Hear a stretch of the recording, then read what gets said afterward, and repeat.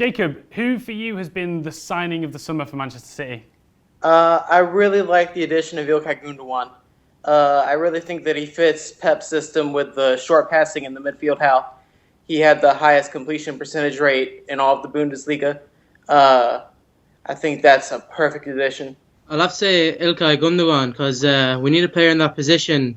Yaya Toure is getting a bit too old, and Fernandinho can't do everything himself, and Fernando seems like to be not up to the scratch that we need him to be. So we need him. We need a new signing in midfield that can play that box-to-box position.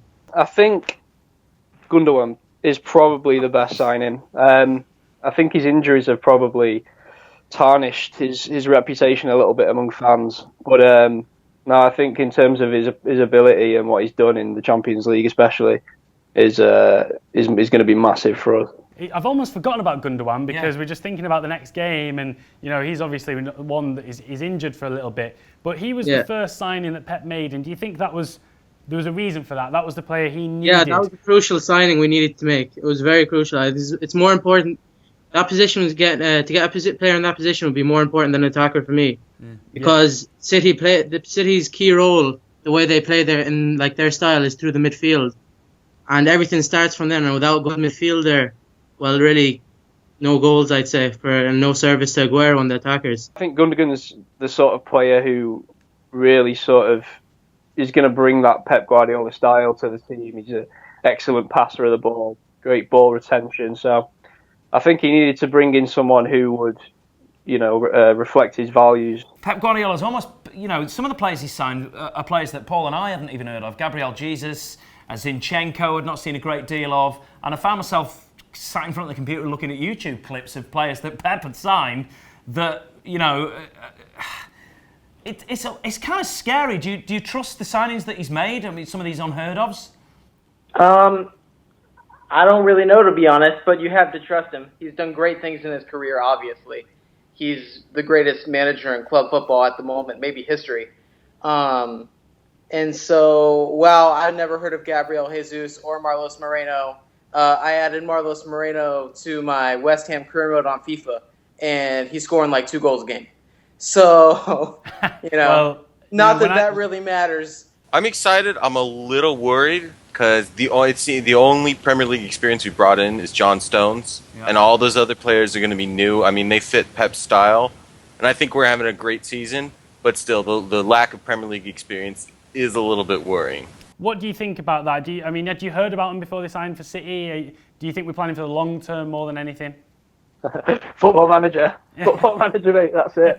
I think it's kind of ironic, actually. How we've been planning so far ahead for the future with Pep, and now Pep's planning for the future with now he's arrived. I would have expected him to bring in sort of some, the type of signings that United have brought in. Yeah. But no, I mean, these guys apparently are going to be the best in the world, or looking to be the best in the world in 4 or 5 years' time, 6 years' time, whatever, when the career really sort of starts to take off. So it is really exciting for us. But I would have maybe liked to have seen a few more players like Gundogan who were in the prime. But I mean, it's going to be hugely exciting to see how they develop, isn't it? Yeah, too right. I was kind of holding out for Toni Kroos, that Toni Kroos would come in and was sort of. I don't think that's happening now, but I was really. Unless Real Madrid do some big name business now, it's hard to see it happening, isn't it? What about John Stones? People are saying that his fee was too high. Do you think, though, that when Pep sees a player that he wants, he just feels like he's got to get him, and then he could be our PK or Boateng? PK, under Guardiola's guidance, became one of the best defenders in the world.